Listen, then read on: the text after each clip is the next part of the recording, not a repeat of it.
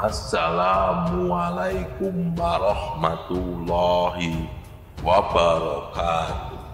Sahabat Superpedia yang dimuliakan Allah, semoga kita selalu dalam keadaan sehat walafiat. Amin. Pada peristiwa ini, Allah Subhanahu wa Ta'ala sangat murka dan menurunkan azab kepada mereka berdua. Saat itu juga Allah Subhanahu wa Ta'ala mengubah wujud mereka menjadi batu. Batu yang berbentuk tubuh manusia. Dikisahkan kali ini kita akan mengisahkan tentang dua patung. Awalnya satu patung berada di Bukit Safa dan yang kedua di Bukit Marwah. Pada akhirnya kedua patung ini menjadi sesembahan ketika orang-orang sedang bertawaf di Mekah. Namun ada fakta menarik di sini. Kedua patung ini bukanlah buatan manusia. Sebenarnya patung-patung tersebut dulunya adalah manusia. Bagaimanakah kisahnya hingga manusia ini berubah menjadi patung? Dan bagaimana ceritanya hingga kedua patung ini menjadi berhala dan disembah? Untuk itu dalam video kali ini kita akan mengisahkan tentang patung Ishaq dan Nailah. Kisah ini terjadi pada masa sebelum Nabi Muhammad SAW dilahirkan dan sangat terkenal di kota Mekah pada zaman jahiliyah. Semoga kisah kali ini dapat menjadi pelajaran bagi kita semua bahwa azab dari Allah Subhanahu wa Ta'ala itu nyata dan Allah Subhanahu wa Ta'ala berkuasa atas segala makhluknya. Kisah ini adalah tentang dua orang sejoli yang saling mencintai, namun cinta mereka terhalang oleh restu dari kedua orang tua. Ishaq sang pria dan Nailah pasangannya berasal dari negeri Yaman yang masih berada di wilayah Jazirah Arab. Ketika Ishaq mencoba melamar Nailah, lamaran tersebut ditolak oleh ayahnya Nailah. Meski demikian, hubungan mereka tetap berlangsung secara diam-diam, tanpa sepengetahuan kedua orang tua masing-masing.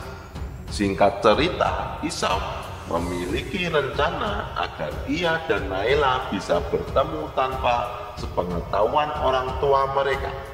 Mereka memanfaatkan momen bulan haji sebagai kesempatan untuk bertemu di area sekitar Ka'bah. Akhirnya mereka berhasil bertemu dan menghabiskan waktu bersama di sana. Pada malam hari, godaan syaitan datang dan keduanya melakukan zina di dalam bangunan Ka'bah. Teman-temanku seiman, Allah Subhanahu wa Ta'ala murka atas perbuatan mereka. Saat itu juga Allah menurunkan azab, mengubah wujud mereka menjadi batu berbentuk tubuh manusia. Dari peristiwa ini, Allah Subhanahu wa Ta'ala memperingatkan bahwa Ka'bah adalah tempat suci yang tidak boleh dicemari oleh perbuatan dosa. Bahkan perang atau pertumpahan darah pun dilarang di sekitar Ka'bah.